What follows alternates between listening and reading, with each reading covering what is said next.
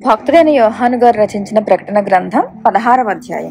మరియు మీరు పోయి దేవుని కోపంతో నిండిన 7 పాత్రలను భూమి మీద కుమ్మరించుటని ఆలయంలో నుండి గొప్ప స్వరము ఆ 7 దేవదూతలతో చెప్పగా వింటిని. అంతటా మొదటి దూత వెలుపలకు వచ్చి తన పాత్రను భూమి మీద కుమ్మరింపగా ఆ క్రూరమృగము యొక్క ముద్ర గల వారికిని దాని ప్రతిమకు నమస్కారము చేయువారికిని బాధాకరమైన చెడ్డ పుండు పుట్టెను. రెండవ దూత తన పాత్రను సముద్రములో కుమ్మరింపగా సముద్రము పీనుగ రక్తము వంటిదాయెను. అందువలన సముద్రములో ఉన్న జీవజంతువులన్నీ చచ్చెను. మూడవ దూత తన పాత్రను నదులలో జలధారలోనూ కుమ్మరింపగా అవి రక్తమాయెను. అప్పుడు వర్తమాన భూతకాలములో ఉండు పవిత్రుడ పరిశుద్ధుల రక్తమును ప్రవక్తల రక్తమును వారు కార్చినందుకు తీర్పు తీర్చి వారికి రక్తము త్రాగనిచ్చితివి.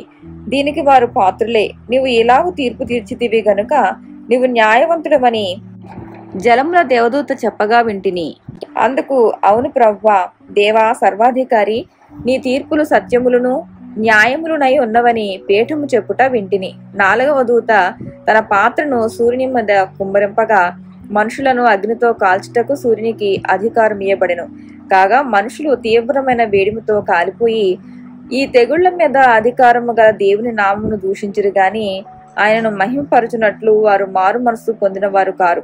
ఐదవ దూత తన పాత్రను ఆ క్రూరమృగము యొక్క సింహాసనం మీద కుమ్మరింపగా దాని రాజ్యము చీకటి కమ్మెను. మనుషులు తమకు కలిగిన వేదనను బట్టి తమ నాలుకలు ఖర్చుకొనుచూ ఉండిరి. తమకు కలిగిన వేదనలను బట్టి పుండ్లను బట్టి పరలోకమందున దేవుని దూషించిరి గాని తమ క్రియలను మాని మారు మనసు పొందిన వారు కారు.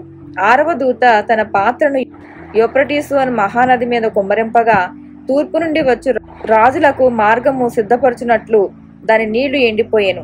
మరియు ఆ ఘట సర్పము నోట నుండి క్రూరమృగము నోట నుండి అబద్ధ ప్రవక్త నోట నుండి కప్పల వంటి 3 అపవిత్రాత్మలు బయలువెడలగా చూచితిని.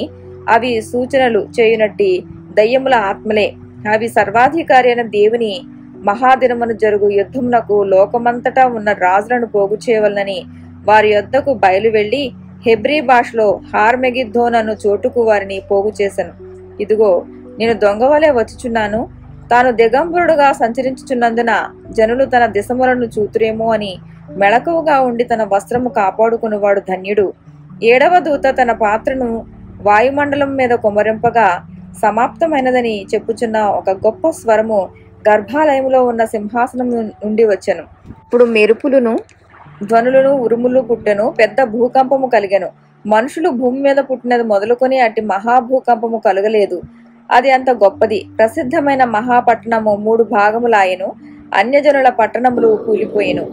తన తీక్షణమైన ఉగ్రతయును మధ్యము గల పాత్రను మహాబబులోనునకు ఇవ్వలనని దాన్ని దేవుని సముఖమందు జ్ఞాపకం చేసిరి. ప్రతి ద్వీపము పారిపోయెను. పర్వతములు కనబడకపోయెను. 5 మణుగుల బరువు గల పెద్ద వడగండ్లు ఆకాశము నుండి మనుషుల మీద పడెను. ఆ వడగండ్ల దెబ్బ మిక్కిలి గొప్పదైనందున మనుషులు ఆ దెబ్బను బట్టి దేవుని దూషించిరి.